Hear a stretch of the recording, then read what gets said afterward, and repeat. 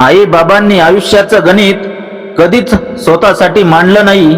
बाबा पहाटे उठायचे, दिवसभर मजुरी, संध्याकाळी थकलेलं शरीर तरीही हातात थोडासा खाऊ घेऊन घरी यायचे। आईची तर गोष्ट वेगळी, स्वतः उपाशी राहून मुलाच्या ताटात 2 घास जास्त टाकायची।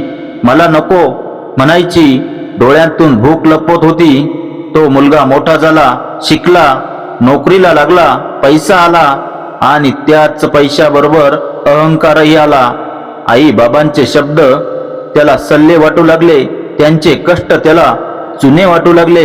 एक दिवस रागात तो म्हणाला, तुम्ही काय केलं माझ्यासाठी? काही नाही, आज जे काही आहे ते माझ्या मेहनतीने आहे। आई काहीच बोलली नाही, फक्त आत गेली आणि शांतपणे रडली। काही महिन्यांनी आई आजारी पडली, बाबा धावत सुटले।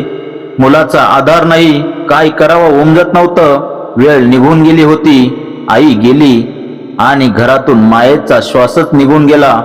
बाबा काही दिवसांतच मुलाच्या ओझ्याखाली आतून तुटले, तेही गेले। त्या रात्री तो मुलगा पहिल्यांदाच एकटा बसून रडला। ज्यांनी जीवाचं रान केलं त्यांनाच मी चुकीचं ठरवलं। दुसऱ्या दिवशी तो मंदिरात गेला, स्वामी महाराजांसमोर उभा राहून पहिल्यांदाच डोळे मिटले आणि मनात एकच वाक्य उमटलं, ऋण फेडता येत नाही रे, पण पश्चातापातून माणूस बदलतो। आणि तो तिथेच कोसळून रडला।